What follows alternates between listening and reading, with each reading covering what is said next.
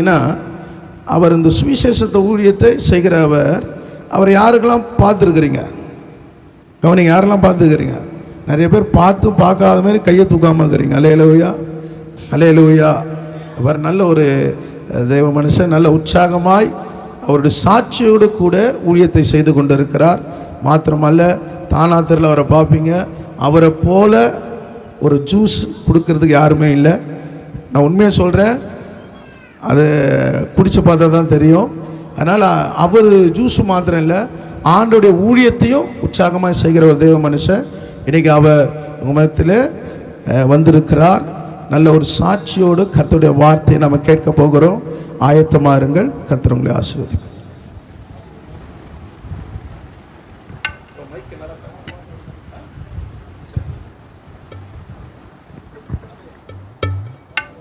ஹல்லேலூயா. Hallelujah. Praise Lord. எனக்கு எல்லாருமே பார்த்து முகம் மாதிரி தான் இருக்குது. ஹல்லேலூயா. தானே தெரியல ஜூஸ் கிடைக்க வந்தீங்களா? ஜூஸ் ஐயா சொன்ன மாதிரி இந்த அருமையான வேலையிலும் கூட அருமையான சபைக்காக நாங்கள் ஜெபிக்கும் போது யாபேசினுடைய எல்லையை விரிவாக்கி தாரும் ஆண்டவர் என்று சொன்னது போல் இந்த சபை 2-3 ஆராதனை பண்ண வேண்டும்னு சொல்லி நாங்கள் ஜெபிக்கும் போதெல்லாம் ஜெபிப்பேன். ஹல்லேலூயா. கர்த்தர் நல்லவர்.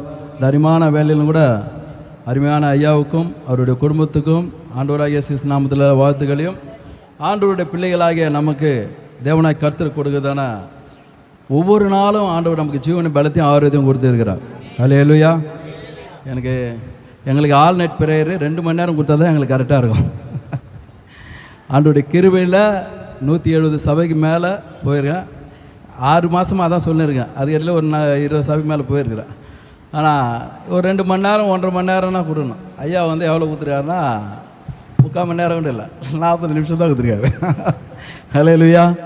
சரி, அதனால் எவ்வளோ சுருக்கமாக சாதா ட்ரெயினில் போகிறதுக்கு ஒரு பக்கம் இருக்கும், எப்படி எக்ஸ்பிரஸ் போகிறதுக்கு ஒரு ட்ரெயின் இருக்கும். அதனால் சுருக்கமாக எல்லாத்தையும் சொல்லி இந்த நாளை நம்ம முடிக்கலாம். நம்ம ஆண்டவரை அறியாத காலங்களில் இந்த நாளில் புதிதாக வந்ததுன்னா அருமையான பிறந்த நாள் கொண்டாடுதானே சகோதரி சொன்னது போல் புதிதாக வந்து குடும்பத்தில் ரட்சிப்பு இல்லாமல் நம்ம குடும்பத்தில் அநேக ரட்சிப்பு இல்லாமல் இருப்போம். நானும் ஆண்டவரை அறியாத குடும்பத்தில் பிறந்து எங்கள் தாத்தா போய் பெருமாள் நாயக்கர், நான் மோகன் நாயக்கர், எங்கள் அப்பா மோகன் நாயக், நான் சேகர் நாயக்கர். ஹல்லேலூயா. என்னடா அவன் நாயக்கங்களாம் சொல்கிறான்னு நினைக்கிறீங்களா? ஆதாம்லேருந்து நாங்கள் வந்துட்டோம், ஏவாலேருந்து நீங்கள் வந்துட்டீங்க. அப்போ எங்கே நாயக்கர் மோலியார் ஐயர் தயிரெல்லாம் எங்கேருந்து வந்தாங்க? மதம் எங்கேருந்து வந்தது? Christian is not is the religion. கிறிஸ்துவம் என்பது ஒரு மதம் அல்ல, அது ஒரு மார்க்கம். ஹல்லேலூயா. அதனால் நான் எப்படி ஆண்டுக்குள்ளே வந்தேன்னு சொல்லி சுருக்கமாகவும் மீதி இருந்தால் ஆண்டோடைய கிருபையும் ஐயாவோட இறக்கமுன்னா அடுத்த வருடத்தில் என்னைக்குனா ஒரு நாள் வருகிறேன்.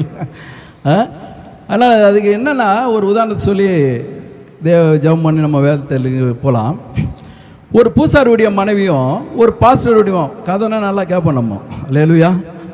ஒரு பூசாரியுடைய மனைவியும் பாஸ்டருடைய மனைவியும் ப்ரெக்னென்ட் ஆகிட்டு ஒரே பெட்டில் அட்மிட் பண்ணியிருக்காங்க. அட்மிட் பண்ணும்போது சேம் டெலிவரி, 2 பேருக்கும் ஒரே சமயத்தில் டெலிவரி ஆகுது. இந்த குழந்தைய கழுவுதன் ஆயா மாறினவங்க குழந்தைய கழுவிட்டு நம்பர் எழுதிட்டு மாற்றி வச்சுட்டாங்க. டாக்டர் கூப்பிட்டாங்கன்னு சொல்லி பூசாரி அம்மாவுடைய குழந்தைய எடுத்துன்னு போயிட்டு பாஸ்டர் அம்மா கிட்ட வச்சுட்டாங்க. பாஸ்டர் அம்மா குழந்தைய எடுத்துன்னு வந்து எங்கே வச்சுட்டாங்க? பூசாரி அம்மா கிட்ட எடுத்துன்னு வந்து வச்சுட்டாங்க. அப்போது இந்த தவறு அப்புறம் டாக்டரை பார்த்துட்டு வந்து நம்பரை பார்த்தா, அடாடா என்னடா நான் மாற்றி வச்சுட்டுமே அப்படின்ட்டு சொல்லி கவலோடு ஓடும்போது அவங்க சுய நினைவு தெரிந்து தன்னுடைய குழந்தை என்ன பண்ணிட்டாங்க, கட்டி பிடித்து முத்தம் கொடுத்து கொண்டு இருந்தாங்க. அப்போது அந்த நர்ஸ் என்ன பண்ணாங்க, இனிமேல் நம்மளால் மாற்ற முடியாது, சொன்னோம்னா நமக்கு வேலை போயிடும் எப்படின்னு சொல்லி ஆதி காலத்தில் தலைப்புருஷன்னா கொஞ்சம் கஷ்டப்படுவாங்க, உயிர் போய் உயிர் வரணுவாங்க. இந்த காலத்தில் அப்படி இல்லை. ஜூஸ் கடையில் நடந்த சம்பவம், ஜூஸ் கடையில் ரொம்ப டிஎஃப் ஒருத்தர் கூட என்கிட்ட பேசாமல், நான் கவலையாக இருந்தாங்க. ஏன் கவலையான அங்கே ஒருத்தர் இருக்காங்க என்னை திட்டத்துக்குன்னு, கவலையாக இருந்தால் ஏன் நீ கவலையாக இருக்கிறேன்னு எல்லாம் என்ன திட்டிட்டு போவாங்க. அப்போது அந்த ஜாலியாக பேசுகிறோம் ஃபேமிலி வந்துட்டு. அப்போ பேசிட்டு இருக்கும்போது அங்கே டெலிவரிக்கு போகிறாங்க 2 பேரும். ஜூஸ் குசுமா எங்கேம்மா போகிறீங்க, எங்கே போகிறீங்க ஏன் அப்படின்னா, குழந்தை பெற்றுட்டு வரதுக்கு போகிறேன்றாங்க. ஏடி குழந்தை பெற்றுட்டு வந்துறியா? அதே தவிர போயிட்டு 2 நாளில் திரும்பி வந்துட்டாங்க குழந்தையோட. அதுமாரி காலமாக ஆகிப்போச்சு. அப்போ அந்த 2 குழந்தை பிறந்தோடனே அந்த ஆயாமா என்ன பண்ணாங்க, ரொம்ப அன்பு பாசம் காட்ட ஆரம்பித்தாங்க. ஆனால் அந்த தவறு செய்தபடினால அதுக்கு அவங்க 2 பேருமே சொல்லிட்டாங்க, நீ இவ்வளோ பாசமாக நான் பார்த்ததில்ல. அவங்க வீட்டு அட்ரஸ் கொடுத்துறாங்க, பாஸ்டர் அம்மா வீட்டு அட்ரஸ் கொடுத்துட்டு நீ வாரம்னா சண்டே வந்துடுங்க, பூசாரி அம்மா அட்ரஸ் கொடுத்துட்டு அவங்க சண்டே வந்துடுங்க அப்படின்னு அது பேர் சொல்லிட்டு அவங்க போயிட்டாங்க. இந்த அம்மா என்ன பண்ணுறாங்க, அவங்க டிஸ்சார்ஜ் ஆகிட்டு அவங்க வீட்டுக்கு போயிட்டாங்க. வீட்டுக்கு போனோடனே இந்த நர்ஸ் அம்மா வாரம் சண்டே ஆனாக்கா பாஸ்டர் வீட்டுக்கு போயிட்டு பிரியாணி கவப்பு நவப்புலாம் சாப்பிட்டு காணிக்க வாங்கிட்டு தெம்பாக போவாங்க. அங்கே போயிட்டு பூசாரி வீட்டில் போயிட்டு என்ன பண்ணுவாங்க, சாம்பார் சாதம் அது இது வாங்கிட்டு அங்கே ஒரு காணி கொடுத்து அது வாங்கிட்டு போயிடுவாங்க. இப்படியே லைஃப் போயிட்டு இருக்குது. இந்த குழந்தைங்க வளருது. குழந்தைங்க வளர வளர ஒரு 10 வயசு ஆன பிறகு அந்த பூசாரி வீட்டில் வளருதான குழந்தை என்ன பண்ணுதுன்னாக்கா, என்ன பண்ணுது, விற்கிறதுக்கு முன்னாடி மணி ஆட்டி கொண்டு வருது. மணி ஆட்ட வேண்டியதான குழந்தை என்ன பண்ணுது, ஜபிக்குது. இது யார் செய்த தவறு? நான் அது ஒரு பக்கம் வந்தாலும் எங்கே பிறகுறாங்க, இது நிறைய கதை, ரொம்ப பெரிய கதை. புதுசாக சபைக்கு போகும்போது அது கண்ணீரோடு கூட சொல்ல வேண்டியதான கதை, 10 நிமிஷம் ஆகிடும். அப்போ எங்கே பிறகுறாங்க, எங்கே வளர்கிறாங்க. அந்த பாஸ்டர் எவ்ரி சண்டே காஸ்பல் சொல்லுவார். அவுட் ஸ்பீச்சில் போகும்போது பர்டிகுலராக அந்த பையன் வளர இடத்துக்கு போயிட்டாப்பல். போயிட்டும்போது அந்த காலத்தில் பூசாரி மகனா எப்படி இருப்பாங்க, இந்த காலத்தில் சுவிசேஷம் சொல்ல முடியல. நாங்கள் எங்கே போய் சொன்னோம், போலீஸ் பிடிச்சிட்டு போயிட்டாங்க. அப்புறம் அங்கே போயிட்டு அவங்களுக்கு இது கொடுத்துட்டு நாங்கள் பண்ணுறோம், விஜய் எல்லாம் கூட சேர்ந்து பண்ணுறோம் அவன்ட்டான். அது மாதிரி கடினமான காலகட்டங்கள் இது. அது மாதிரி பூசாரியுடைய மகன் வந்து மனந்திருமல் பருவராஜ் சம்பாதிந்து பாச சொல்லும் போது அந்த பூசாரி பையன் ஒரு 20 வயசில் வாழ்ந்துட்டு வெளியே வந்து மரியாதையாக போயிடியா அப்படி அந்த பக்கம் அப்படின்னா. அப்போ அவர் சொல்லாமல் இன்னொருத்தர் வந்து மனந்திருமல் ட்ராக்ஸ் கொடுக்குறாரு. கொடுத்தோடனே இன்னும் சொல்ல போக மாட்டேன், சட்டை பிடிச்சி போலான்னு ஒரு அடி அடிச்சுட்டா போல. அடிச்சிட்டோடனே அவரு அதை பொருட்படுத்தாமல் இன்னொருத்தர் வந்தோடனே மனந்திருமல் பரவாயில்ல, அவரு அடி உத வாங்கினாலும் சவுளையா அடி உத வாங்கினார் பவுளையா, செத்துட்டாங்கன்னு விட்டு போயிட்டாங்க. ஏந்து நீ ஏன் என்ன அழுகுற, வாங்க சுவிசேஷம் போகலாம் அப்படின்னாங்க. அல்லேலூயா, நமக்கு அதுதான் வேலை. அப்போது சொல்லும்போது இன்னும் அவனுக்கு கோவம் வந்து அடித்து ரத்தம் வருது. இந்த பூசாரி அம்மா வீட்டுக்கு போனதான் நர்ஸு அதை பார்த்துட்டாங்க. பார்த்துட்டு வயிற்றில் வாயில் அடிச்சுட்டு டே தம்பி அவனும் அந்த அம்மா பார்க்குறாங்கல்ல வாரம் வருது, டே தம்பி ஏன்டா அவர் அடிக்கிற அப்படின்னு. என்னக்கா இந்த ஆள் சொல்ல இங்கேயே சொல்லிட்டு இருக்கான், வெளிநாட்டு தெய்வத்தை வந்து இங்கே சொல்லிக்கிட்டு இருக்கான். அப்படி சொல்லிட்டு மறுபடியும் அடிக்கான். ஐயா என்னையா இங்கே வந்தீங்க, இல்லைம்மா வாரம் போவோம், அது இந்த வாரத்தில் இங்கே வந்துட்டோம் அப்படின்னு. மறுபடியும் ட்ராக்ஸ் கூட போனோன்னு மறுபடியும் கை வாங்கினா பாருங்க. அந்த அம்மாவுக்கு தாங்க முடியாம, நீ அடிக்கிறது யார் தெரியுமாடா, நீ அடிக்கிறது யார் தெரியுமா, உன்னை பெற்ற உன் தகப்பனை நீ அடிக்கிற அப்படின்னு. அவன் ஸ்டென்னாகி நின்றுட்டு என்னக்கா சொல்கிறேன்னு. ஆமாண்டா, அவள் தாண்டா உனக்கு அப்பா, நீ வேணா போய் டெஸ்ட் எடுத்து பண்ணி பாரு, இந்த டேட்டில் இந்த டைமில் இருந்தால் நான் தான் நர்ஸு, நான் குழந்தைய மாற்றி வச்சுருந்தா. ஃபுல் டீட்டெயில் சொன்னோன்னே அவன் சரண்டர் ஆகிட்டு அப்படியே காலில் விழுந்துட்டான். காலில் விழுந்துட்டோடனே அப்பான்னு ஒரே அழ. அவர் தூக்கி எடுத்து கட்டி பிடித்து முத்தம் கொடுத்தார். அல்லேலூயா. வளர்க்குறதான இடம் மெரினா பீச்சில் ஒரு குழந்தை பிறந்து வளர்ந்து காணாமல் போயிடுச்சுன்னா அமெரிக்காவில் படிக்கும், அது இங்கிலீஷில் படிக்கும். இங்கிலீஷு தான் தெரியும், தமிழ் தெரியாது. அது பிறந்தது சென்னை, வளர்ந்தது சென்னை, ஆனால் அது அங்கே வளருது. இங்கேருந்து கொஞ்சம் காலத்தில் அங்கே போய் வளருது. வளர இடத்தையும் ஆண்டவர் அறியாத குடும்பத்தில் நம்ம இருந்தோம். அல்லேலூயா. நாக்கில் அழகு போட்டு குறி சொல்லி ஆண்டவர் பிள்ளைங்களை ஓட அடிச்சு, இன்றைக்கி நான் அங்கங்கே அடி வாங்கிட்டு வரேன். அடிக்கல, போலீஸ்லாம் பிடிச்சி கொடுத்துட்ருக்காங்க. தேவன் யார் என்று அறியாமல் இருக்காங்க. நான் ஒரு காரியம் மட்டும் சொல்லிவிட்டு நான் வேதத்துக்கு நேராக போகலாம். வேடந்தாங்கல் பறவைகள் நீங்கள் பார்த்தீங்கன்னா அநேக நாடுகளிலிருந்து, Kenya, Japan, Australia, New Zealand, England, இப்படி அநேக நாடுகளிலிருந்து தமிழ்நாட்டில் தானே வேடந்தாங்களுக்கு பறவைகள் வரும். பறவைகள் வந்து முட்டையிட்டு குஞ்சு பொறித்து தன்னுடைய கோடைகாலை முடித்த பின்பு தன்னுடைய ஓன் கண்ட்ரிக்கு அது போய் ஆகணும். ஒரு பறவை வந்து முட்டையிட்டு குஞ்சு பொறித்து அது வளர்ந்து, அந்த குட்டி பறவை வளர்ந்த பின்பு அது தாய் பறவை எங்கே எடுத்துகிட்டு போகணும், ஓன் கண்ட்ரி. எங்கன்னா ஆஸ்திரேலியாவிலேருந்து வந்தால் அது ஆஸ்திரேலியாவுக்கு போகும், கென்யாவிலேருந்தோ கென்யாவுக்கு போகணும். ஆனால் யாருக்கு ஓன் கண்ட்ரி சொந்த தேசம் தெரியாதுன்னா, இந்த தமிழ்நாட்டில் வேடந்தாங்கல்ல வளர்ந்து பாருங்கள், முட்டைட்டு குஞ்சு பறித்து அந்த குட்டி பறவை, அதுக்கு தெரியாது. அதுக்கு தெரிஞ்சதெல்லாம் என்னன்னா அந்த குட்டை போய் போன மரம், செடி, கொடி, இவைகள் தான் அதுக்கு தெரியும். அதுபோல தான் இன்னைக்கு இந்திய தேசத்தில் தானே எல்லாம் 32 மாநிலங்கள் தானே மக்கள் எல்லாம் அநேகர் தேவன் யார் என்று அறியாமல் தெரியாமல் அந்த குட்டையை போல பாரம்பரியத்தில் ஊறி ஊறி ஊறி என் தெய்வம் இதுதான் சொல்லி ஊறி கொண்டு இருக்காங்க. ஆனால் தாய்ப்பறவைக்கு தெரியும். அந்த தாய்ப்பறவை தன் குட்டி பறவை முன்னாடி அனுப்பி லெஃப்ட் சொல்லிக்கிட்டு போகுமோ அல்லது பின்னாடி வந்து வா என் பின்னாடி என்று சொல்லி அழைத்து கொண்டு வருமோ, எப்படியோ தன்னுடைய சொந்த தேசத்துக்கு போவோம். அல்லேலூயா. அது போலத்தான் ஆண்டவருடைய பிள்ளைகளாகிய நீங்களும் நானும் ஒரு தாய் பறவைகள், ஒரு சேனாதிபதி, மக்களை ரட்சிக்கதான ரட்சகராக ஆண்டவர் இந்த பூமியில நம்மளை ஏற்படுத்தி வைத்திருக்கிறார். ஏதோ நம்ம வருகிறோம் போகிறோம் இல்லை, ஆண்டுகள் பல ஆண்டுகள் கழிந்தாலும் ஆண்டவர் ஏன் நம்மளை இந்த பூமியில் உயிரோட வச்சிருக்கார்? பாவ மன்னிப்பு மன்னிக்கப்பட்டதுன்னா பரலோகத்துக்கு போகலாமே. இப்போ ஞானஸ்நானம் 30ஆம் தேதி ஐயா கொடுக்க போகிறேன். வந்து மூக்க மூடி ஒரு 2 நிமிஷம் தண்ணியில் வச்சா போதும், எங்கே போயிடலாம். அப்புறம் ஏன் ஆண்டவர் ரட்சித்து நம்மளை பூமியில் இந்த வச்சிருக்காருன்னா, நரகத்தில் போகுதான ஆத்மகளை தூக்கி எடுக்குதான் ஆண்டவர் நம்மளை வச்சிருக்காரு. அல்லேலூயா.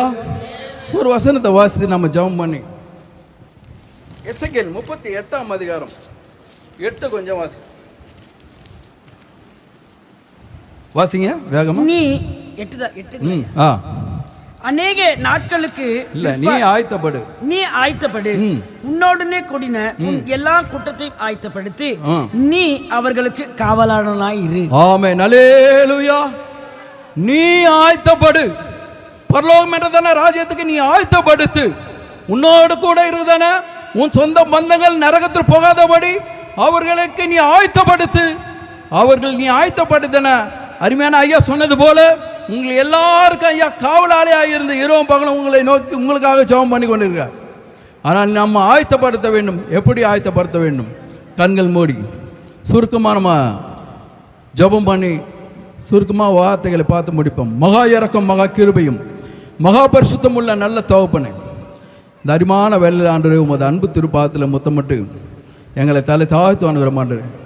கடந்த ஆண்டுகள் முழுவதும் எங்களை கண்மணி போல பாதுகாத்த எங்கள் அன்பு தெய்வமே, இந்த 2024ஆம் ஆண்டில் எங்கள் தேவனாய் கர்த்தாவே 11 மாதம் கடந்து 12வது மாதத்தில் ஆண்டவரே அப்பா, நான் இந்நாள் வரையிலும் எங்களை காக்கிறவரும் சுமக்கிறவரும் மேந்துவரும் இம்மட்டுமா எங்களுக்கு மேலத்தையும் ஆரோக்கியத்தையும் கொடுத்து இம்மட்டுமா எங்களை வழிநடத்தான எங்கள் அன்பு தெய்வமே, நீர் எங்கள் குல தெய்வமாக கிடைச்சது. நாங்கள் செய்த மகா பெரிய பாக்கியமாக, மகா பெரிய ஸ்லாகியமாக நாங்கள் எண்ணுகிறோம். ஆண்டவரே தேவனுடைய பிள்ளைகளாக நாங்கள் ஒன்று கூடி இருக்கிறோம். எந்த நோக்கத்தை எங்களை அழைத்தீரோ ஆண்டவரே, உம்முடைய சித்தம் என்ன, ஆண்டவரே உம்முடைய சித்தம் என்ன என்று நாங்கள் அறிந்து அது உணர்ந்தவர்களாக இந்த பூமியில் நடந்து இந்த மண்லோகத்தில் இருக்கும்போது நீர் எங்களோடு கூட இருக்கீங்க. இந்த மண்லோகத்தை விட்டு வரும்போது நாங்கள் உம்மோடு கூட நாங்கள் இருப்போம். அதனால் இந்த வேலையில் ஆண்டவரே எங்களை ஆசீர்வதி பலப்படுத்தும். இயேசு நாமத்தில் ஜெபிக்கிறேன் நல்ல பிதாவே, ஆமென். அல்லேலூயா. இந்த தலைப்பில் மணிக்கணக்கில் பேசிடலாம். ஆயத்தப்படுனா ஆயத்தப்படாதவர்கள் சவுலை பற்றி பேசலாம், இஸ்ரேல் ஜனங்களை கானான் தேசத்தில் கொண்டு போக மோசையை பற்றி பேசலாம், நிறைய தலைப்பில் இருக்குது. ஆனால் இந்த கடைசி காலகட்டத்தில் நமக்கு என்ன ஆண்டவர் உணர்த்துகிறார், என்ன நம்ம செய்ய வேண்டியதான காரியங்கள் என்ன, எப்படியாக நம்ம ஆண்டவரை ஆயத்தப்படுத்தணும் என்று சொல்லி வெளிப்படுத்தணும் விசேஷம் சுருக்கமாக நம்ம பார்க்கலாம். 3ஆம் அதிகாரம் 10ஆம் வசனத்தையும் 11ஆம் வசனத்தையும் வாசிங்க. என் பொறுமையை குறித்து நல்ல கவனிங்க. சொல்லிய வசனத்தை நீ காத்துக்கொண்டபடியினால் பூமியில் குடியிருக்கிறவர்களை சோதிக்கும்படியாக உச்சக்கரத்தின் மேலெங்கும் வரப்போகிற சோதனை காலத்துக்கு தப்பும்படி நானும் உன்னை காப்பேன் என்று சொல்லவர் இந்நாள் வரை காத்து கொண்டிருக்கிறார். இன்னொரு காரியத்தை சொல்லுகிறார், இதோ சீக்கிரமாய் வருகிறேன், ஒருவனும் உன் கிரீடத்தை உனக்குள்ளதை பற்றி கொண்டீர். ஆமென். அல்லேலூயா. முதலாவதாக நமக்குள்ளதான கிரீடம், அபிஷேகம் என்றதான கிரீடம், அந்த கிரீடத்தை ஒருவனும் பற்றுக்கொள்ளாதபடி, ஒருவனும் என்ற பிசாசானவன் அதை எடுத்துக்கொள்ளாதபடி, எந்த நயவஞ்சகத்தினால பாவத்தினால அந்த கிரீடம் விழாதபடி அதை நம்ம ஒவ்வொரு நாளும் பாதுகாத்து கொள்ள வேண்டும். அல்லேலூயா. நம்ம ஒவ்வொரு நாளும் அதை பாதுகாத்து கொண்டு அது நம்மளுடைய தலைமையில இருக்கிறதா, அபிஷேகம் இருக்கிறதா, நம்ம சரியாக நடக்கிறோமா, கோணலான பாதையில் நடக்கிறோமா, வேதத்தை எழுதி நம்ம கையில் கொடுத்துருக்கிறாரு, இந்த வேதத்தின்படி நம்மளுடைய வாழ்க்கை இருக்கிறதா, இதன்படி நம்ம நடக்கிறோமா. பரலோகம் என்றதான எத்தனையோ கோடியான பணங்களை கொட்டி கொடுத்தாலும் எப்பேற்பட்டதான மகானுக்கும் எப்பேற்பட்டதானே ஆசீர்வாதம் கிடைக்காது. ஆனால் ஏழைகளும் பாவியில் இருந்தால் நமக்கு கொடுத்துருக்கிறார், அவர்களுக்கும் கிடைக்கும், கிடைக்காதுன்னு சொல்ல முடியாது. அல்லேலூயா. பூமியில் ஒருவனும் கேட்டபோது என் பிதாவின் சித்தமல்ல என்று சொன்னாரே, அவர்களுக்கும் கிடைக்கும். அவர்களும் தன் மனம் திரும்பி வெள்ளியும் பொன்னும் ஆடுகளும் மாடுகளும் கொடுக்காம மனம் திரும்பி அவருக்கு இலவசமாக அந்த பரலோக ராஜ்யத்தை அவர்களும் பெற்றுக்கொள்ள முடியும். ஆண்டவராகிய இயேசு கிறிஸ்துவை ஏற்றுக்கொள்ளும் போது அவர்களுக்கு அந்த ராஜ்யம் கிடைக்கும். அல்லேலூயா.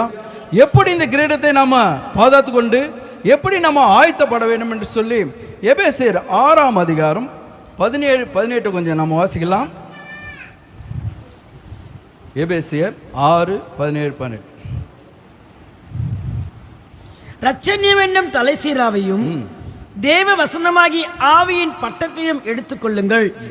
எந்த சமயத்திலும் சகலவிதமான வேண்டுதலோடும் விண்ணப்பத்தோடும் ஆவியினாலே ஜெபம் பண்ணி, ஆவியினால ஒவ்வொரு மனிதர்களும் ஆவியினால ஜெபம் பண்ணி அதன் பொருட்டு மிகுந்த மன உறுதியோடும் சகல பரிசுத்தவான்களுக்காகவும் பண்ணும் வேண்டுதலோடும் விழித்துக் கொண்டிருங்கள். ஆமென். அல்லேலூயா. இந்த கடைசி காலகட்டத்தில் தேவனை கர்த்தர் ஆவியினால ஜெபிக்கிறதானே. எதுனாலும் தேவ ஆவியினால ஜெபிக்கணும். டிபிஎம் சபையில் 2 மணி நேரம் காத்திருப்பு. ஐயா சொன்னார் இல்லையா, மாதம் கடைசியில் காத்திருப்பு வாங்க அப்படின்னு. 2 மணி நேரம் காத்திருப்பு ஜெபம். மைக்கு பாஸ்டர் இருப்பார், 2 பேர் பாடுவாங்க. பாடு கூட ஒரு பாட்டு 2 பாட்டு எப்படினா இருக்கும். காத்திருந்து அவ்வளவாய் பொறுமையாக காத்திருப்பாங்க. தேவ ஆவியான ஒவ்வொரு மனிதனும் நிரப்புவார்.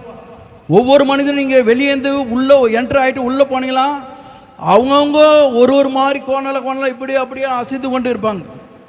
அவங்க பக்கத்தில் இருக்கிறவங்கள பார்க்க மாட்டாங்க. தேவனுடைய அபிஷேகத்தில் அவ்வளவாய் நிரம்புவாங்க.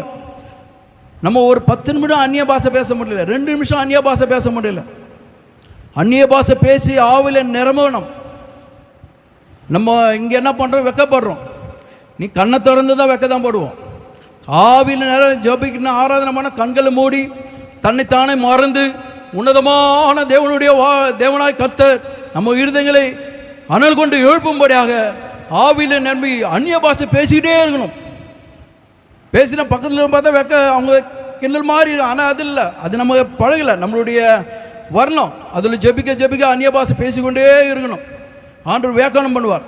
நீங்கள் அந்நிய பாஷை பேசுறதுக்கு நம்ம ஆவியில் நிரம்புறதுக்கு வெக்கப்படுறாங்க. சில பேர் பக்கத்தில் பியூலாக்கா இருக்கிறாங்களா, பக்கத்தில் அந்த அக்கா இருக்காங்களா, சாந்தி அக்கா இருக்காங்களா என்று சொல்லி என்ன நினைப்பாங்களோ. நம்ம ரோட்டில் போயிட்டு ஏன்னா ஒரு லாரி வந்துட்டாங்க, பியூலாக்கா என்னை காப்பாற்றினா பியூலாக்கா வரமாட்டாங்க. அல்லேலூயா. யார் தான் வருவார்? ஆவியானவர் தான் வருவார். ஆவில நிரம்பி அனல் கொண்டு தாவீதையா ஜெபம் பண்ணி ஆடலோட பாடலோட போடும்போது தன்னுடைய மனைவி மீகாள் என்ன பண்ணுறாங்க, என்ன பண்ண படிச்சிருக்கீங்களா இல்லையா? அசட்டை பண்ணும்போது அவர் சொல்கிறதான ஒரு வார்த்தை பார்த்தீங்களா, நான் இதோட ஈசலோட கூட நான் அவருக்கு முன்னாக ஆடி துதிப்பேன் என்று சொல்லுகிறார். தேவனை துதிக்கும் போது நம்ம மறக்கணும், நம்ம தன்னைத்தானே மறந்து ஆண்டோடு கூட இடப்படுது.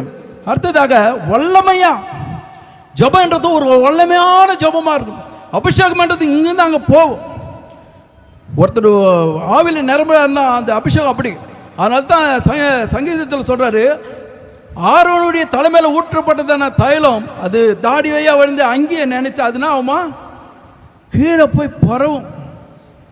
அப்படி போன அந்த அபிஷேகம். அதை எடுத்து கொஞ்சம் வாசிங்க. 3:15 அதுலேயே எதுங்க ஐயா? எபேசியர். நம்முடைய கர்த்தராய் பிதாவை நோக்கி முழங்கால் படியிட்டு யாருடைய ஆவினால, பிதாவுடைய ஆவினால உள்ளான மனுஷனில் வல்லமையா பலப்படணும், வல்லமையா ஜபிக்கணும். ஒரு ஜபத்தில் நம்ம போயிட்டு உட்காரமா, அதிகாலையில் எப்படியே போகிறோமா, எவ்வளோ துன்பங்கள் துயரம், கருவறையிலிருந்து கல்லறைக்கு போகிற வரையிலும் மனுஷனுக்கு துன்ப துயரை இக்கட்டையிடர்கள் வேதனை எல்லாம் இருக்கும். சபைக்கு வரும்போது சபைக்கு முன்னாடியே என்ன பண்ணிட்டோம், எல்லா கவலைகள் எல்லாம் தூக்கி எங்கே போடணும், வெளியே போட்டணும். வெளியே போட்டு வரும்போது தேவனை ஆராதிக்கணும். அதிகாலை 1 மணி நேரமாவது வீழ்த்து ஜபிக்க கூடாதா? 1 மணி நேரமாவது ஆண்டவருடைய பிள்ளைங்க ஜபிக்கணும், ஆவியில் நிரம்பணும். அக்கத்து வீடு பக்கத்து வீடு நீங்கள் தனிமையாக ஜபிக்கும் போது நீங்கள் ஆவினால் நிரம்பு, அபிஷேகத்தான் நிரம்ப, வல்லமையான ஜபம் ஜபிக்கணும். சில பேர் பார்த்தீங்கன்னா ஜபிக்கிறதுக்கு வாய் வராது, சபையில் ஐயா வந்து சாட்சி கேள்விப்பட்டிருப்பார். ஃபேன் ஊந்துருக்கும், அந்த மகன் வந்து தப்பிச்சிருப்பாங்க, பக்கத்தில் ஃபேன் ஊண்டுருக்கோன்ட்டு சொல்லி சாட்சி கூட்டணும்னு எழுதி கொடுத்துருப்பாங்க. ஐயா கூப்பிட்டார், அம்மா சாந்தி அம்மான்னு. என்ன சாந்தி இருந்தால் கோச்சிக்காதீங்க. சொன்னா மேக்கை எடுத்து அல்லேலூயா இருந்தேன்னா ஃபேன் ஊந்துதா, அவங்களுக்கும் கேட்காது, பாஸ்டருக்கும் கேட்காது, உங்களுக்கும் கேட்காது. ஆனால் அவங்கள குழா அடியில் போய் பாருங்கள். எங்கே போய் பாருங்கள்? குழா அடியில் போய் பாருங்கள், ரேஷன் கடையில் போய் பாருங்கள். அப்போ தெரியும் அவங்களுடைய வாய் எவ்வளோ வாய் இருக்குது. ஆனால் இங்கே மைக்க பிடித்த ஆண்டவர் நாமத்தை உயர்த்த, ஆண்டவர் நாமத்தை புகழ வாய் வராது. ஆனால் சண்டை போடும்போது இந்த நாக்கு இருக்கு பார்த்தீங்களா, நாக்கு பொல்லாத நாக்கு, நெருப்பு ஒரு காட்டிய கொளுத்துறான் ஒரு குச்சி, அது மாதிரி நாக்கு எல்லாத்தையும் அழிச்சிருமா. ஒரு சண்டை கொடாடியில் சண்டை போட்டுனாக்கா, கொடா தண்ணி பிடிக்கும்போது 2 பேர் சண்டை போடுவாங்க. இவங்க புருஷனை போயிட்டு அந்த அம்மா இட்டுன்னு வருவாங்க, அந்த அம்மா அவங்க புருஷனை போய் இட்டுன்னு வருவாங்க, அந்த புருஷங்காரனுக்கு 2-3 சொந்தக்காரன் வருவான், இவங்களுக்கு 2-3 சொந்தக்காரன், ஒரே சண்டை அடி ரத்த கலவரமாகிடும். மண்டை ஓடியும், கை அடி போடும், அது போடும், மூக்கு ஓடியும், வாய் ஓடியும், உதறி கீஞ்சிரும், எல்லாம் ஆகிடும். ஒருத்தருக்கு மட்டும் அடிப்படாது. யாரு? நாக்கு. அல்லேலூயா. சண்டைக்கு காரணமானவர் யாரு? நாக்கு. அவருக்கு மட்டும் என்ன பண்ண மாட்டார், அழகாக போயிட்டு பதுங்கிடுவார். நீதிபதிகள் 21:9-19 நீங்கள் வீட்டு வாசி பார்த்தீங்கன்னா, சண்டைக்காரியோடு கூட இருப்பது காலையில் மூலையில் இருப்பது நல்லது, சண்டைக்காரியோடு கூட குடியிருப்பது பார்த்தா வனாந்தரத்தில் குடியிருப்பது நல்லது. வனாந்தரத்தில் என்ன இருக்கும்? ஒன்றும் இருக்காது. அங்கேயே போயிட்டு பாருன்னு வேதம் நமக்கு சொல்லுது. அங்கே போயின்னு சொன்னவர் நம்மளே சண்டைக்காரியாக இருந்தால் எப்படி? அல்லேலூயா. அதனால் நம்ம நாக்கு ஒரு அம்மா கிளி வளர்த்ததுன்னா அந்த அம்மா வரப்போகிறவங்களாம் கீரைக்காரம்மா இவங்களாம் வருவாங்க. வந்துட்டோன்னே சும்மா இருப்பாங்களா? ஏக்கா உன்னை பற்றி அவன் என்ன சொன்னா தெரியுமா அப்படின்னுவாங்க. அவன் நல்லாவே இருக்க மாட்டான், நாசமாக போயிடுவான்னு இந்த அம்மா சொல்லுவாங்க. வரம் போகிறவங்கட்டெல்லாம் நல்லாவே இருக்க மாட்டேன், நாசமாட்டாங்க. கிளி வந்து இங்கே இருக்கும், கூண்டில் கட்டி வெளியே வாசலில். அந்த கிளி என்ன பண்ணால் அந்த பாசை கதிச்சு, நீ நல்லாவே இருக்க மாட்டேன், நாசமாக போய்டும், அந்த பாசை கதிச்சு. வரம் போகிறோம்னா அந்த கிளி அது போய் பேசிட்டு இருக்கு. இந்த கிளி வளர்த்தாமாக்கு 1 வாரமாக ஜுரம், வீட்டை விட்டு வெளியே வர முடியல. சரி ரொம்ப நாள் ஆச்சுன்னு சொல்லிட்டு வாசலில் இடுப்பில் கை வச்சுட்டு உட்கார். கிளி வாயிலா போனால் நம்ம இருக்குது. அது என்ன சொல்லுது? நீ நல்லாவே இருக்க மாட்டேன், நாசமாக போயிடுவேன். கிளி ஏற்கனவே பாதி ஜுரத்தில் பாதி உயிர் போயிடுது, நம்ம வளர்த்த கிளி நம்மளையே நாசமாக போகுதுன்னு சொல்லுதுன்னு சொல்லிட்டு தூக்கி கழட்டி ரோட்டில் விசீர அடிச்சிட்டாங்க. அந்த கூண்டு ஓப்பன் ஆகலை, கூண்டு க்ளோஸில் இருந்தபடினால டாக்டர் அந்த வழியாக போகிறார். அந்த கிளியை எடுத்து போய்ட்டு தன்னுடைய கிளினிக்கில் மாட்டிட்டு உள்ளே போயிட்டு பேசஞ்சிட்டு பார்க்குறாரு. ஒரு அம்மா வியாதியாக வராங்க. வரும்போது அந்த கிளி நான் சொல்லுது, நீ நல்லாவே இருக்க மாட்டேன், நாசமாக போய்டுவேன். அந்த அம்மா ஏற்கனவே பாதி உயிர் கையில் பிடிச்சி டாக்டர் வந்து, நான் டாக்டர் பாதி உயிர் கையில் பிடிச்சி நாங்கள் வரோம், இந்த கிளி இப்படி வளர்க்குறீங்களே அப்படியே சொல்லுது. ஆமாம் டாக்டர் வா அப்படின்ட்டு 2 பேரும். இன்னொரு பேசுகிட்டு வந்தோன்னே அதே மாதிரி சொல்லுது. அந்த டாக்டர் பார்த்தா இது வளர்ந்த இடம் என்ன பண்ணல சரியில்லைன்னு சொல்லிட்டு அதை எடுத்து போய்ட்டு வீட்டில் எடுத்து போய்ட்டு கொய்யா பழம் தக்காளி எல்லாம் கொள்ளுது, நீ நல்லா இருப்ப, சுகமாக இருப்ப. எப்படி? நீ நல்லா ஆயிடுவ, சுகமாக இருப்பேன்னு கற்றுக் கொடுத்தார். ஒரு 3 நாள் ட்ரைனிங் கொடுத்துட்டு அந்த கூண்டை எடுத்துன்னு வந்து பெயிண்டிங்கெல்லாம் அடிச்சு எடுத்துன்னு வந்து மாட்டிட்டேன். இந்த உடம்பு சரியில்லாத இருந்தாங்க பாரு இந்த அம்மா, கிளி வளர்த்தம்மா, அந்த அம்மா டாக்டர் பார்க்க வராங்க. டாக்டர் பார்த்தோன்னே கிளி நான் சொல்லுது, நீ நல்லா இருப்ப, சுகமாக இருப்ப. அந்த மனசில் கை வச்சு ஆடாடா இதெல்லாவா கிளி, நானும் ஒரு மூதேவி வளர்த்தேன் பாரு, இதெல்லாவா கிளி, நானும் ஒரு மூதேவி வளர்த்தேன் பாருன்னு சொல்லிட்டு உடனே பாதி ஜுரம் போயிடுச்சு. டாக்டர் டாக்டர் டாக்டர் அந்த கிளி எங்கே வாங்கினீங்க? எத்தனை லட்சமானாலும் பரவாயில்ல டாக்டர், நான் எனக்கு கொடுங்க. அவர் கூலாக ஒரு வார்த்தை சொன்னார். நான் ஒரு வாரத்துக்கு முன்னாடி வந்தம்மா, யாரும் கூடோன்னு தூக்கி செவிட்டு விசிறி அடிச்சிட்டாங்க. ஐயோ அது ஏன் கிளியாச்சே, நல்லபடி சொல்லி வந்தேன். ஏன் இந்த நன்மை? அல்லேலூயா. ஆண்டவருடைய பிள்ளைங்களுடைய வாயில் நல்வார்த்தைகள் வரும். எல்லாத்தையும் பார்ப்பார், எல்லாத்தையும் என்ன செய்கிறோம், எந்த மூளை மூடுகளை என்னென்ன பண்ணுறோம் எல்லாத்தையும் பார்ப்பார்.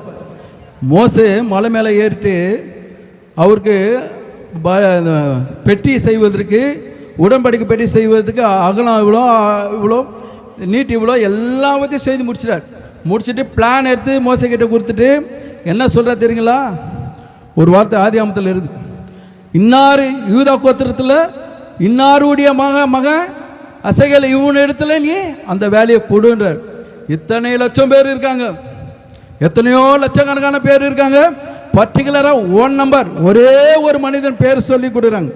அதில் தேவனாய் கர்த்தர் ஊர்து மல்கியா 3:16 இங்கே வாசி 16 2 பேர் பேசிக்கொண்டிருப்பேன், அதை நான் கேட்பேன் என்றுதான் ஆண்டவர் எல்லாவற்றையும் பார்த்து கொண்டு இருக்கிறார். அல்லேலூயா. நமக்கு நேரம் இல்லாதபடினால 2 கொரிந்தியர் 4:16 சோர்ந்து போகாமல் ஜெபம் பண்ணும். உள்ளான மனிதனை எப்போதும் ஒரு சோர்வோடு கூட இருக்காரு. ஆண்டவர் பிள்ளைங்க எப்போதுமே சந்தோஷமாக இருங்க, சந்தோஷமாக இருந்தா வேதத்தில் பவுலையே சொல்லி வைக்கிறேன். நான் மீண்டும் மீண்டுமா சொல்லிடுறேன், நீங்கள் சந்தோஷமாக இருங்க. ஒரு ஜெபத்தில் நம்ம போயிட்டு உட்காரும் போது இருக்குதான கவலைகளெல்லாம் வச்சுக்கிட்டு போயிட்டு நம்ம உட்காரக்கூடாது. ஆண்டவருக்கு எத்தனையோ கோடிக்கணக்கான பணம் வைத்து இருக்கிறவனுக்கு, கோடீஸ்வரனுக்கு, எப்பேற்படுத்தின மகானுக்கு, எப்படியாப்படுத்தின ஞானிகளுக்கு கொடுக்காத அந்த பரலோக ராஜ்யத்தை நமக்கு கொடுத்துருக்கிறாரு. செத்தா எங்கே போக போகிற? பரலோகத்தால் போக போகிற. நம்ம உயிரோடு இருந்தால் அவர் நம்மோடு கொடுக்குறாரு, நம்ம மறித்து எங்கே போவோம்? அவரோடு கூட போக போகிறோம். அந்த எண்ணம், அந்த தாட்டு இருக்கணும். கவலை இருக்குங்க, கவலை இருக்கும், துன்பம் இருக்கும், துயரம் இருக்கும், இக்கட்டு இருக்கும், இடர்கள் இருக்கும், எல்லாமே இருக்கும். இல்லாத மனிதர் இல்லை. அதுக்கு ஏகப்பட்ட தேவதாசர்கள் இருக்காங்க. 2 ராஜாக்கள் 4 இருக்குது. தாவீதையா கூட இருந்தவங்கள கல்வெத்தை எரிஞ்சிட்டாங்க. எல்லாமே இருக்கிறது, எல்லா மனிதர்களுக்கும் இருக்கும். ஆனால் அவைகளிலிருந்து நம்ம என்ன பண்ணோம்? மேற்கொள்வதற்கு அபிஷேகமும் ஜபமும் வெரி வெரி இம்பார்ட்டன்ட். அல்லேலூயா. அதை வாசிங்க. 2 கொரிந்தியர் 4. ஆமா. ஆனபடியினாலே நாங்கள் சோர்ந்து போகிறதில்லை. எங்கள் புறம்பான மனுஷனானது அழிந்தும் உள்ளான மனுஷனானது நாளுக்கு நாள் புதிதாக்கப்படுகிறது. சோர்ந்து போவதில் புறமான மனிதன் செத்து போகணும். மனிதன் செத்து ஆகணும். ஒரு மனிதன் கிறிஸ்துக்குள்ள இருக்கிறான்னா அவன் முழுமையாக செத்தாகணும். உலக ஆசைக்கு செத்தாகணும். எல்லா காரியத்தையும் அவன் செத்தாகணும். இப்படியாக இருந்தால்தான் அந்த ராஜ்யத்துக்கு நம்ம போக முடியும்.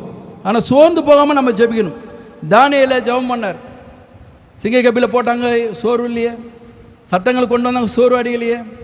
தூதன் வந்து என்ன சொல்கிறா தெரியுங்களா? தானியேலே 9:20 தானியேலே, நீ ஜெபிப்பதற்கு முன்பதாக நான் அனுப்பப்பட்டேன், ஏனென்றால் நீ பிரியமானவன். அல்லேலூயா. 3 வேளை ஜெபிக்கிறதான ஒரு தேவதாசர். பிரியமானவன் நீ ஜெபிக்கிறதுனால. அதுக்கு முன்னாடிலாம் நீங்கள் எடுத்து வாசி பார்த்தீங்கன்னா அவர் என்ன பண்ணார்? ஆண்டவரே என் பாவத்தை மன்னின்னு அறிக்கை எடுக்கிறார். என் சொந்த பந்தங்களை எல்லாம் பாவத்தை மன்னிங்கள் என்று அறிவிக்கிறார். ஆனால் இந்த அறிவான வேலை தேவன் இடத்துல எவ்வளவுக்கு எவ்வளவு வைராக்கியம் பக்தி இருக்கிறதோ, எவ்வளோ எல்லாரும் நம்ம வைராக்கியத்தினால பக்தினால அபிஷேகத்தினால் நிரம்பணும். நம்ம சில பேர் நம்ம மாத்திரம் இருந்தால் போறாது, முழுமையாக அந்த சபை முழுவதும் பரலோக ராஜ்யத்தில் எடுத்துக்கொள்ளப்படும். ஒருவராகிலும் கைவிட்டு விட்டு போடக்கூடாது, ஒருவராகிலும் நரகத்தில் போகக்கூடாது. முழுமையாக நம்ம சாத்ராக் மேஷாக் ஆபினேகரை பற்றி நல்லா பேசுகிறோம். என்ன பேசுகிறோம்? அக்னி ஜுவாலிலிருந்து தப்பித்துட்டாங்க. அது எத்தனையோ கோடி இந்த தலையில் இருக்குதுன்னா முடி மயிறு கூட என்ன பண்ணல, கருகலை. அவ்வளோ வல்லமை. இந்த எரேமியா சொன்ன சிதேகா காலத்தில் கொண்டு போனது 3 பேர் தானா, 4 பேர் தானே? தானியேலா இல்லை, பல ஆயிரங்கள், பல நூற்றுக்கணக்கான தூதர்கள் இருந்தாங்க அங்கே. எல்லாரும் மண்டிட்டு பொற்சலையை வணங்கினாங்க. அப்போ அவர்களெல்லாம் ஆண்டோட பிள்ளைகள் அல்லவா? அவர்களெல்லாம் தேவனுடைய பிள்ளைகள் அல்லவா? வைராக்கியம் இருக்கணும் ஒவ்வொரு மனிதர்களுக்கும். 3 பேருக்கு மட்டும்தான் வைராக்கியம். அப்போ எங்கே போச்சு உங்களுடைய வைராக்கியம்? அப்படி நம்ம பார்க்கலாம். அந்த வைராக்கியத்தோடு கூட நம்ம வல்லமையோடு கூட நம்ம ஜெபிக்கணும். அதனால் நேரம் எனது ஒரு 1/4 மணி நேரம் தான் இருக்குது. என்னுடைய சாட்சியை நான் சொல்லணும். அதனால் நான் வசனத்தை மட்டும் நான் சொல்லிவிட்டு நான் முடிக்கிறேன். யாத்திராம் புஸ்தகத்தில் 14ஆம் அதிகாரம் பார்த்தோம். இனி நம்ம ஆவியில் நடக்கும்போது, அபிஷேகத்தில் நடக்கும்போது, யாத்திராம் புஸ்தகம் 14ஆம் அதிகாரம் 10ஆம் வசனம் 19, 20 என்ன சொல்லுதுனாக்கா, பார்வோன் போதும் நேரம் இல்லைம்மா. அந்த எகிப்திலிருந்து மோசே வழிநடத்தி கொண்டு வரும்போது பார்வோனுடைய இருதயத்தை தேவன் கடினப்படுத்தும்படினா ரதங்களும் குதிரைகளோடு கூட வருகிறார். இந்த காலத்தில் கார் இருக்குது, பைக் இருக்குது, சைக்கிள் இருக்குது, எல்லாம் விட்டால் ஐயா விட்டா போதும் நம்ம எங்கே போயிருப்போம் 10 நிமிஷத்தில் பெரம்பூர்லாம் தாண்டிட்டுவோம். ஆதி காலத்தில் ஒன்றும் கிடையாது, இதுதான். இவங்கள இடத்துல எதுவுமே இல்லை, நடராஜா தான். அப்போ வரும்போது இஸ்ரவேல் ஜனங்கள் தான் இதை பார்க்குறாங்க, மோசே கூட பார்க்கல. பார்வோன் சேனைகளாக வந்து இவர்களை மீண்டும் அடிமையாக்கி கொண்டு போகும்போதற்கு இஸ்ரவேல் ஜனங்கள் பார்த்துட்டு கதறாங்க. அப்போ ஆண்டவர் அவர்களுக்கு என்ன வழிவாசல் இருந்தா அதில் படிங்க. அப்பொழுது இஸ்ரவேலில் சேனைக்கு முன்னாக நடந்த தேவதூதனர், நல்லா கவனிங்க, ஏன் அபிஷேகம், ஏன் ஆவியானவர் என்றால், ஆவியானவர் இந்த கடைசி காலத்தில் நான் போகிறது உங்களுக்கு நலமாக இருக்கும், போவேனா தேற்றாளனாகி வந்து உங்களை கண்டித்து உணர்த்தி உங்களை வழிநடத்தி கடைசி பரலோக ராஜ்யத்தில் கொண்டு வருவரையிலும் ஆவியானவர் உங்களுக்கு ஒத்தாசை செய்வார், உதவி செய்வார் என்று நம்ம ஆண்டவராக இயேசு கிறிஸ்து பூமியில் வாழும்போது திருவசனங்களை போதித்து விட்டு போயிருக்கிறார். இந்த ஆவியானவர் நம்ம ஏன் அனல் கொண்டணும், அபிஷேகத்தில் நிரம்பணும், ஆவியானவர் கூட நம்ம நடக்கணும். எதற்காக என்று சொன்னால் பாதுகாப்புக்காக, நம்மளை வழிநடத்துவதற்காக, பாவத்தில் விழாதபடி, சாபத்தில் விழுகாதபடி. ஒவ்வொரு நாளும் யோபையா வீட்டை சுற்றி வேலையடித்து போல நீங்க போகும்போது வரும்போது உன் வீட்டை சுற்றி வேலையடித்து பாதுகாக்க, அதுக்கு அபிஷேகம் தேவைப்படுகிறது. மற்றவர்களை நரகத்தில் போகிறதான ஆத்மாவை தூக்கி எடுக்க அபிஷேகம் தேவைப்படுகிறது. அபிஷேகமும் ஜபமும் இல்லாத வாழ்க்கை ஒன்றுத்துக்கும் பிரயோஜனம் இல்லாத வாழ்க்கை. வாசிங்க. அப்பொழுது இஸ்ரவேலில் சேனைக்கு முன்னாக நடந்த தூதனானவர் முன்பாக போனதான தூதனானவர் அவர்களுக்கு பின்னாடி வந்து, அவர்களுக்கு முன்னிருந்த மேகஸ்தம்பம் பின்னாடி வந்து நின்றது. அது எகிப்தியரின் சேனையும் இஸ்ரவேலரின் சேனையும் முழுவதும் ஒன்றோடு ஒன்று சேராதபடி அவைகள் நடுவில் வந்தது. எகிப்தியர் சேனையும் இஸ்ரவேல் சேனையும் ஒன்றோடு ஒன்று சேரல. முன்னாடி போன தூதர்லாம் பின்னாடி வந்து பாதுகாப்பு. கண்ணுக்கு எட்டம் தூரம் வந்தாச்சுங்க, சரவண ஸ்டோருங்க. மாடியில் போய் பார்த்தீங்கன்னா சரவண ஸ்டோர் வரை இருக்கும். அவ்வளோ தூரத்தில் நம்மளுடைய பார்வையிலே கண்ணுக்கு எட்டம் தூரம் இஸ்ரேல் பார்த்தாச்சு. வனாந்தரத்தில் எவ்வளோ நேரம் ஆகும் பாருங்க. 5 நிமிஷம் 10 நிமிஷம் வந்து என்ன பண்ண ரதனோட குதிரையோட பிடிச்சிருவாங்க. ஆனால் தேவ தூதனானவர் முன்னாடி போன பின்னாடி வந்துட்டார். மேகஸ்தம்பம் முன்னாடி வந்துட்டு இங்கேயும் அந்த ரோட்டில் இருந்தான கடைக்கும் இவ்வளோ தூரம் டிஸ்டன்ஸில் இடையில யாருக்கு இருக்காங்க? தூதர். எவ்வளோ நேரம் இருக்காங்க? ரா முழுவதும் கரங்களை தட்டுவோமா? அல்லேலூயா. அவர்களுக்கு அந்தகாரமானது, நமக்கு எப்படி ஆனது? வெளிச்சமானது. அது யாதம் 10:23 நீங்க வாசிப்பதா, எகிப்தில் கோசேன் நாட்டில் 3 நாள் வெளிச்சம் இருந்தது. எகிப்து முழுவதும் 3 நாள் எப்படி இருந்ததா? காரில் சூழ்ந்து கொண்டது.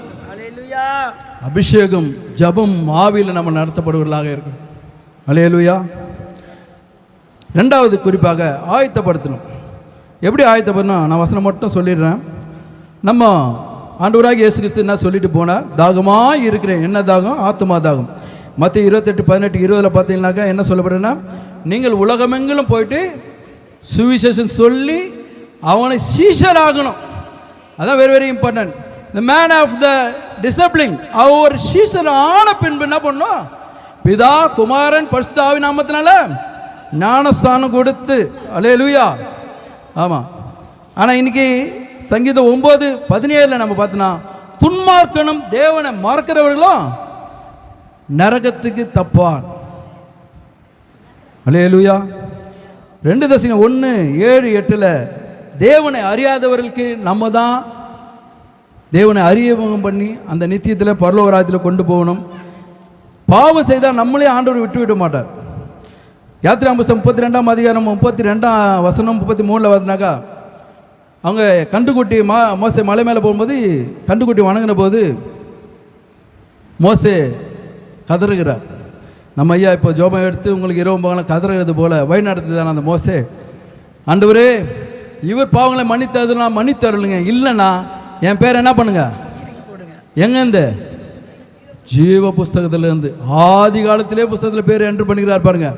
பழைய ஏற்பாட்டு காலத்தில் யாத்திராகமம் புஸ்தகத்தில் பேர் என்ட்ரு ஆகியிருக்கு. அதுக்கு அடுத்தது ஆண்டவர் என்ன சொல்கிறாரு படிங்க 33. எனக்கு விரோதமா, நல்லா கவனிங்க, எனக்கு விரோதமாக பாவம் செய்கிறவன் எவனோ அவன் பேரை என்ன பண்ணுவேன்? கிறுக்கி போடுவேன். வெளிப்படுத்தின விசேஷம் 20ஆம் அதிகாரம் கடைசி வசனம் சொல்லுகிறது, ஜீவ புஸ்தகத்தில் பேரு எழுதப்பட்டவனாக காணப்படாதவன் எவனோ அவன் அக்கினி கடலிலே தள்ளப்பட்டான். பேர் எழுதப்பட்டாச்சு, காணல. பவுல் சேகர் பேரை எழுதியாச்சு, ஆனால் என்ன ஆச்சு? காணல. ஏன்? என்ன வரணும்ல, அங்கே போனல, என்னாச்சு? பாவத்தில் விழுந்தாச்சு, சாபத்தில் விழுந்தாச்சு, விட்டு வந்து நாய் நக்கினது போல போயாச்சு. அல்லேலூயா. இந்த உலகம் நமக்கு இல்லை. யோவான் 17 சொல்ற, நான் உலகத்தார் அல்ல, அது போல ஆண்டவரே இவர்களும் உலகத்தார் அல்ல, நான் இந்த பூமியில் இருக்கும்போது இவர்களை பாதுகாத்து கொண்டேன். ஆண்டவரே நீர் இவர்களை தீமை என்று விலகி ரசித்துக் கொள்ளும்படி இவர்களை பாதுகாத்துக் கொள்ளுங்க, நான் ஓநாய்களுக்குள்ள அனுப்புறது போல இவர்களை அனுப்புகிறேன் என்று சொன்னார். நரகத்தினுடைய கொடுமை தெரியணும். லூக்கா 16 நரகத்தினுடைய ஐஸ்வர்யன் லாசரு வீட்டு வாசல் தான் இருக்கார். போகும்போது தள்ளுறான்ட்டு போயிருப்பார். நரகத்தில் துடிக்கும் போது என்ன கேட்குறாங்க? Give me one drop water, ஒரே ஒரு சொட்டு தோய்த்து நாவில் விடும். எவ்வளோ கொடுமைன்னு தெரியணும். அந்த கொடுமைலாம் நீங்கள் தெரிஞ்சிங்கனாக்கா யூடியூப்பு அது இது எல்லாம் நம்மளால் பார்க்க முடியாது. போய்ட்டு யூடியூப்பில் பார்த்தவங்க கேட்டு பாருங்கள். விஞ்ஞானிகளை சூரியன் எவ்வளோ தூரம், பூமிக்கு சூரியனுக்கு எவ்வளோன்னு 15 கோடி கிலோமீட்ரு, 1500 டிகிரி சூரியன்கிட்ட, 102 டிகிரி வந்தாலும் நம்மளால் தாங்க முடியல. அவ்வளோ அதெல்லாம் போய் பாருங்கள். எல்லாம் கண்டதெல்லாம் என்னென்னோ பார்த்துக்கிட்டு. தாமஸ் ஆல்வா எடிசன், அதுக்கு முன்னாடி 5 பேர் இந்த கரண்ட்டை கண்டுபிடிச்சாங்க. பென்ஜமின் ஃப்ராங்க்லின் ஐயா, நான் அதை பார்க்கும்போது இவர் பேர் தான் எனக்கு ஞாபகம் வந்து. பென்ஜமின் ஃப்ராங்க்லின் ஐயா 5 பேரில் அவர் ஒருத்தர். எப்போ கண்டுபிடிச்சாங்க? 1750, 1900 வருஷத்தில் தாமஸ் ஆல்வா எடிசன் கரண்ட்டை கண்டுபிடிச்சார்.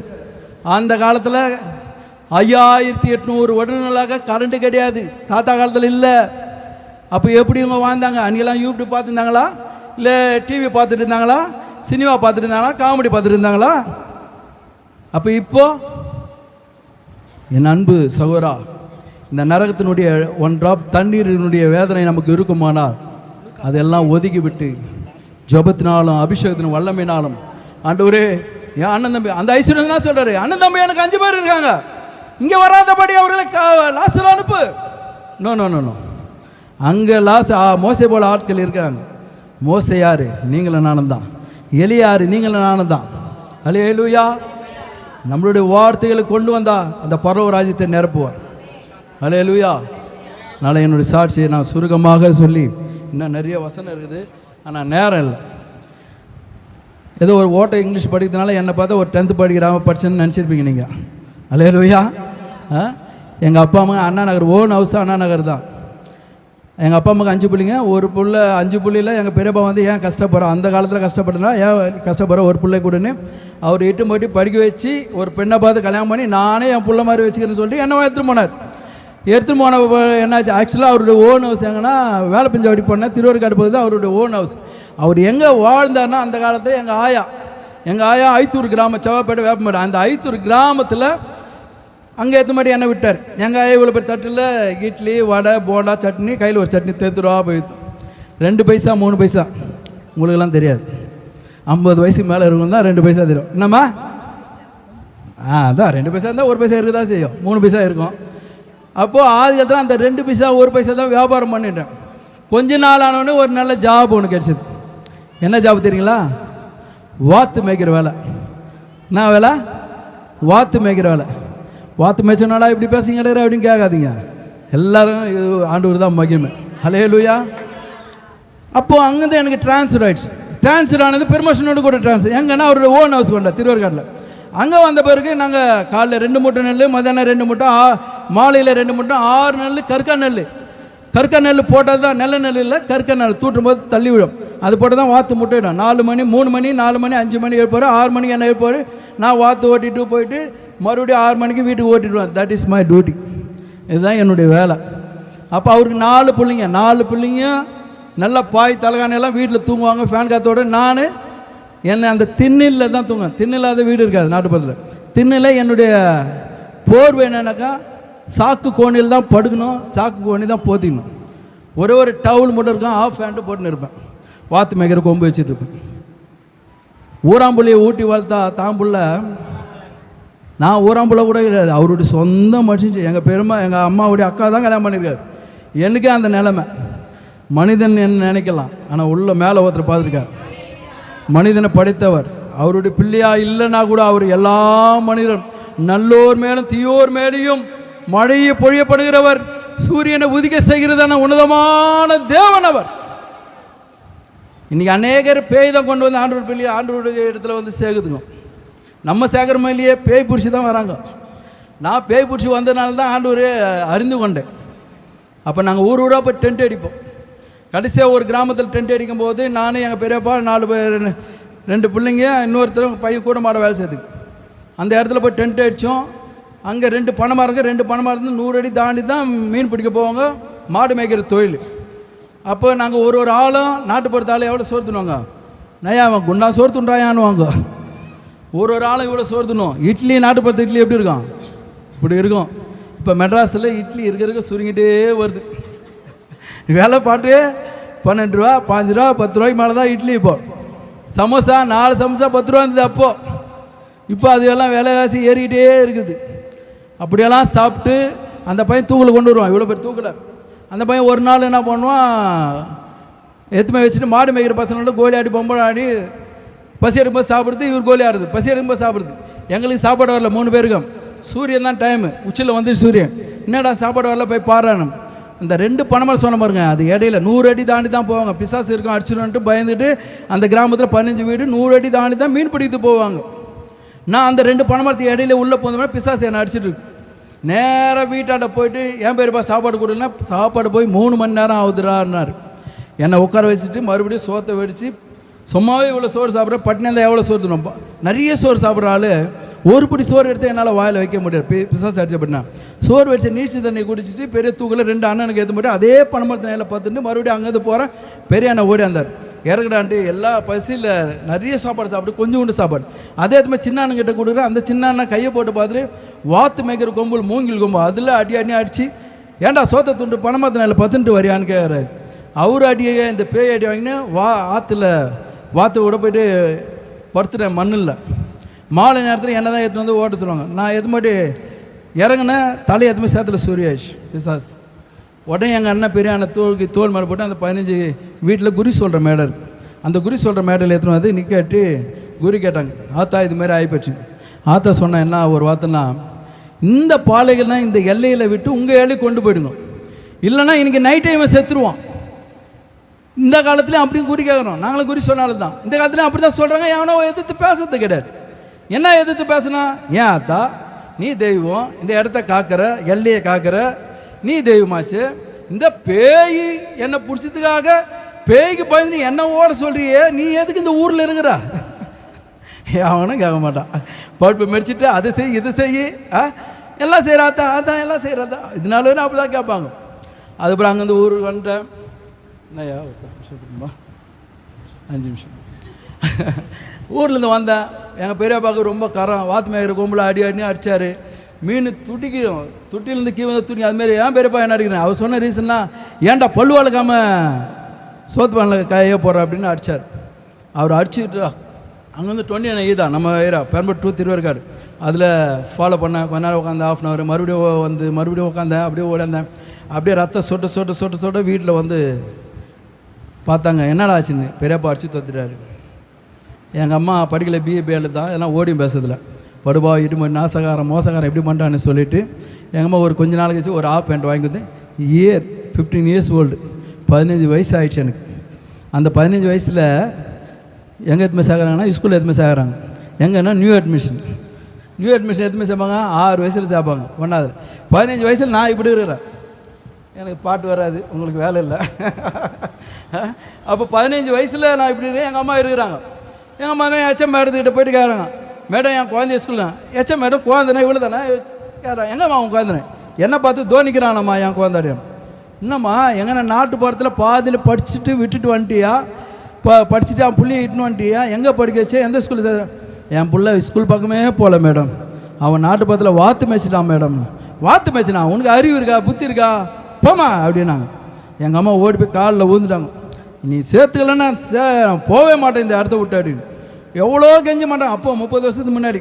அதுக்கப்புறம் சேர்த்து ஏந்திர மாட்டி 2nd கிளாஸ் டீச்சர் கூப்பிட்டாங்க. அவங்க வந்து எனக்கு மேலே இவ்வளோ ஹைட்டாக இருக்கிறாங்க. அவங்க வந்துட்டு இந்த பையனை ஏற்ற மாட்டி கிளாஸில் உட்கார வச்சுமான். என்ன மேடம் இவ்வளோ பேர் 10th படிக்கணும், இவனை போய் கிளாஸில். அவங்க அம்மா எவ்வளோ சொன்னாலும் கேட்கல, எத்தனை உட்கார வைமானு. என்னை எத்தனை லாஸ்ட்டில் உட்கார வச்சாங்க. வீட்டு பாடம் படிச்சுனா எனக்கு ஆவும் தெரியாது காவும் தெரியாது. வீட்டு பாடம் என்ன தெரியும். அப்படியே போனால் 2-3 வாரம் கேட்டாங்க. அப்புறம் அந்தம்மா மேடம் திங்க் பண்ணிவிட்டு இவன் வாத்து மேய்ச்சாங்க இவனை கேட்கக்கூடாது அப்படின்னாங்க. அப்படியே படிச்சுட்டு டீச்சருக்கு டீயும் பிஸ்கெட்டும் முருங்காவும் எடுத்து மட்டும் சோத்து முருங்கா அது எதுவுமே கொடுத்து பாஸ் பண்ணேன். 5-6வது வரையும் படித்தேன். அவ்வளோதான். அந்த பிசாசனுடைய கிரி எனக்கு அப்படியே இருந்தது. அப்படியே இருந்தால் கீழே விழுந்தால் மழை கட்சி ஊந்துடுவேன், பல்லுகள்லாம் அப்படியே இருக்கும். அம்மா 50 பைசா கற்பூரத்தை கொளுத்துவோம். அந்த டைமில் ரிலீவ் ஆகிடும், மறுபடியும் அட்டாக் ஆகிடும். மந்திராதிக்கிட்ட போனோம், அங்கே 3000 ரூபா செலவு பண்ணோம். அவன் முச்சு முடி எடுத்துகிட்டு எங்களை நைட்டு அன் டைமில் அனுப்பிச்சிட்டான் வீட்டுக்கு வந்துட்டாக்கா லேகன் பிசாஸ் மாரி எல்லாம் ஃபுல்லாக அலறல் எல்லாம் பயணம், அக்கா வாடி போடி அப்படின்னு திட்டு இருந்தேன்.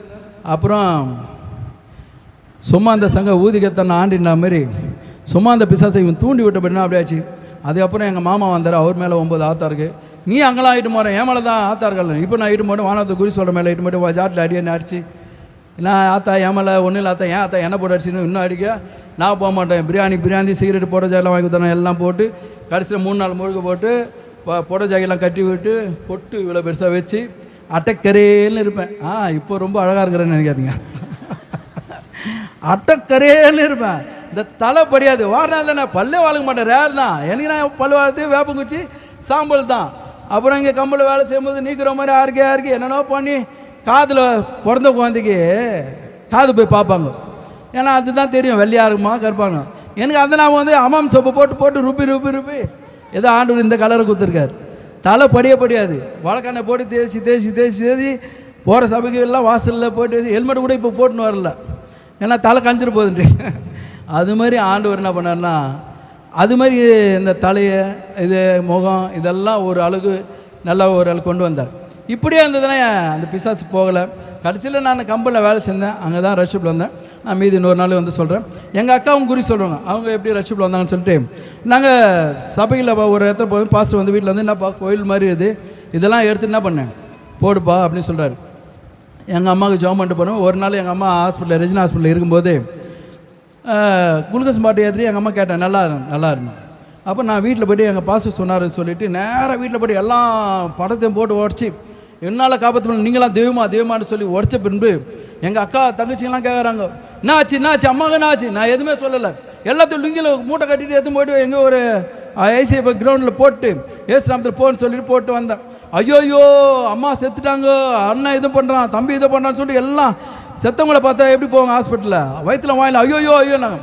எங்கள் அம்மா மீதி இருக்குது எனக்கு குளுக்கோஸ் பாட்டு ஏற்றி எனக்காக வாசலில் உட்காந்துறாங்க. டேப்பராது வயிற்றுல வாயில் ஆச்சுன்னு போகிறாங்க. என்னாச்சு ஏன் இப்படி ஆச்சுன்னா எங்கள் அம்மா பார்த்து இவங்க ஷாக் ஆகிட்டாங்க. உனக்கு எதுவுமே ஆகலையா? சேகர் வருவானா அவனுங்க பண்ண தெரியாத வான்ட்டு ஆட்டோவில் உட்கார வச்சேன். வாட்டிலோடு கூட பொறுக்கல, அந்த மூலையில் உட்காந்துறாங்க. நான் நடிக்கணும் இல்லையா, கிட்ட வந்து அம்மா நடிச்சதெல்லாம் போதும் இங்கே வா, நீ ஏன் ஏசிக்கிட்டு பார்த்தா போய் ஏங்க படத்தெல்லாம் எடுத்து மாட்டோம் வச்ச அப்படின்னாங்க. அந்த அக்கா இன்னைக்கு ஞானஸ்தானம் எடுத்து அந்த பொண்ணுக்கு 2 பொண்ணுக்கு ஞானஸ்தானம் எடுத்து ஒரு பொண்ணு கல்யாணம் பண்ணி ஒரு பொண்ணுக்கு அந்த குழந்தை பிறந்திருக்கு. அல்லேலூயா. ஒரு வசனத்தை நம்ம வாசித்து விட்டு நம்ம கடைசியாக நம்ம காவலனாக இரு என்று சொல்லி நிறைய வார்த்தைகள் இருக்குது, ஆனால் இல்லை நேரம் இல்லாத என்னென்ன நமக்கு காவலனாக இரு என்று சொல்லி ஏசாயாவின் புஸ்தகம் 62ஆம் அதிகாரம் 6 கொஞ்சம் வேகமாக வாசிங்களேன். 62:6 நாம் எருசலேமே உன் மதில்களின் மேல் பகல் முழுவதும் முழுவதும் ஒரு காலம் மௌனமாயிராத ஜாமக்காரரை கட்டளையிடுகிறேன். ஜாமக்காரரை கட்டளையிடு. கர்த்தரை பிரஸ்தாபம் பண்ணுகிறவர்களே, நீங்கள் அமெரிக்கையா இருக்கலாகாது. அமெரிக்கா இருக்கக்கூடாது. ஆண்டவருடைய பிள்ளைகள் ஒரு நாள் ஒருபோதும் ஜாமக்காரர்கள். நீ ஆயத்தப்படுத்து, பிறரை ஆயத்தப்படுத்து, நரகத்தில் போகிறதுன்னு ஆத்மால் தூக்கு. நீ அமெரிக்கையா இருக்காத. அல்லேலூயா. நீ ஆவியான 1 யோவான் 2:27 நீங்கள் பெற்றுக்கொண்டதான அபிஷேகமே உங்களுக்கு போதிக்க, உங்களுக்கு வழிநடத்த, உங்களோடு கூட இருந்து அந்த பரலோகம் என்றதான ராஜ்யத்தை கொண்டு வரும். வெளிப்படுத்த விஷயம் 14:13 நீங்கள் வாசித்து பார்த்தீங்கன்னாக்கா அந்த ஆவியான பின்பு பரலோகத்திலிருந்து ஒரு சத்தம் உண்டாக கேட்டேன், அது கர்த்தருக்குள் மரிக்கிறவர்கள் இது முதல் பாக்கியவான்கள் என்று எழுது. அவர்கள் தங்கள் பிரியாசங்களை விட்டு ஓய்ந்து இளைப்பாறுவார்கள். அவர்களுடைய கிரைகள் அவர்களோடு கூட போவோம். ஆவியானவரும் ஆம் என்று திருவள்ளுவப்பட்டார். இந்த பூமியில் வாழுதான வாழ்க்கை முடித்து அந்த நித்தியத்தில் பரலோகராஜ்யத்தில் கொண்டு போக வரையிலும் இந்த ஆவியான் நம்மோடு கூட இருந்து நடத்துவாராக. அதனால் கண்கள் மூடுங்க. இந்த அரிமான வேலை நம்மளை அழைத்ததான நோக்கம், ஏன் இந்த பூமியில் நம்மளை உயிரோடு வைத்திருக்கிறார், நரகத்து போதான ஆத்மகனுடைய வேதனை என்ன என்பது ஐஸ்வர்யம் குறித்து பார்த்தோமே. நீ ஆயத்தப்படுத்து, அபிஷேகம் எல்லாத்தையும் நீ ஆயத்தப்பட பின்பு நீ மற்றவர்களை ஆயத்தப்பட்டு பிறரை ஆயத்தப்படுத்து. கடைசியில் அவர்களுக்கு நீ காவலனாயிரு. அல்லேலூயா. எல்லாரும் கண்கள் மூடு. அந்த உணர்ந்தவர்களாக நம்ம இன்னைக்கு ஜெபிப்போம். Thank you Jesus. Hallelujah. கேட்ட சத்தியம், ஆயத்தப்படு, ஒரு கூட்டத்தை ஆயத்தப்படுத்து, நீ காவலனாயிரு. இன்னைக்கு வந்திருக்கிறவர்கள் நம்ம எப்படி ஆயத்தமாக இருக்கிறோம்? பண்டிகைக்கு ஆயத்தமாக இருக்கிறோமா, வருகைக்கு ஆயத்தமாக இருக்கிறோமா? நம்ம யோசித்து பார்க்கணும். பண்டிகைக்கு எப்படியெல்லாம் கொண்டாடலாம், எப்படியெல்லாம் சந்தோஷமாக இருக்கலாம். ஒவ்வொரு வருடம் பண்டிகை வருது. ஆனால் நம்ம ஆத்தும மீட்பு ரொம்ப முக்கியம். நீங்கள் வந்திருக்கிற நம்முடைய வாழ்க்கையில் என் ஆவிக்குரிய ஜீவத்தை நான் எப்படி ஆயத்தப்படுத்திருக்கிறேன், என் பிள்ளைகளை நான் எப்படி ஆயத்தப்படுத்திருக்கிறேன், என் சபைக்குள்ளே நான் எப்படி ஆயத்தமாக இருக்கிறேன். என்னால் ஒரு கூட்டத்தை ஆயத்தப்படுத்த முடியுதா, ஒரு நபரை ஆயத்தப்படுத்த முடியுதா? நான் காவலாளியை போல விழித்திருக்கிறேனா? ஆதாம் காவலாளியாக ஏதேன் தோட்டத்தில் வைத்தார், ஏவாளையும் வைத்தார். காவலாளி என்பதை மறந்து தூங்கிவிட்டார்கள். ஆனால் கெத்செமனே தோட்டத்தில் இருந்த காவலாளியாகிய இயேசு அவர் தூங்கவில்லை. அவர் வியாகுலத்தோடு துக்கத்தோடு போராடி கொண்டிருந்தார். சீஷர்கள் தூங்கினாங்க, ஆனால் அவர் தூங்கலை. ஏன்னா அவர் ஆயத்தமாக இருந்தார், சீஷர்களை ஆயத்தப்படுத்தினார். அவர் காவலாளியாக இருந்தார்.